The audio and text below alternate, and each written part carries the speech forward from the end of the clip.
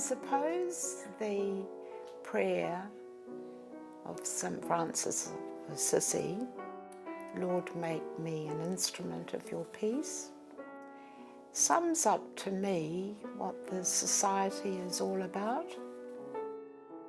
And I would like to think that's how Jim and I spent our lives.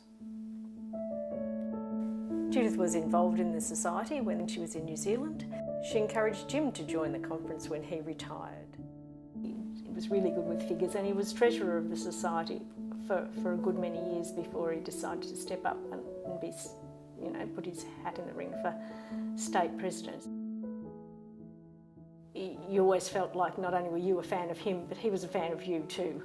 And that's a really nice feeling, to know that that he actually liked the people that he worked with, that I think that made both of them special in that way.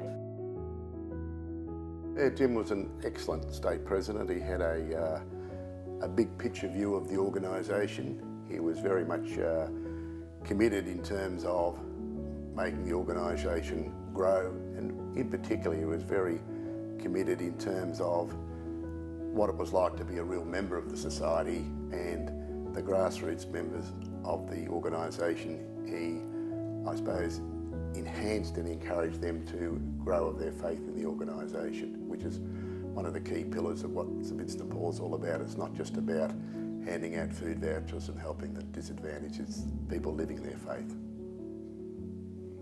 Jim provided great financial support to the needs of the youth, encouraged the college conferences and the youth conferences to flourish, and for youth to be seen as equally a member of the work of the society and an integral member of the future of the society going forward. As a couple, Jim and Judith were involved in a variety of society work, certainly special events, but probably in particular and on a regular basis for a number of years was visitation of men at Osnam House. Jim and Judith, in their Vincentian work, were both involved in prison visitation works, particularly out here in the West, in the Remand Centre, and also other prison areas. Jim and Judith brought different elements into the conversation, how they met and spoke to people, and in a most caring way. Judith was very involved in the setting up of a support group for the domestic violence refuge Olive's Place. You know, when you got one, you got the other, and even if she wasn't there, you knew, that she was there backing him the whole way.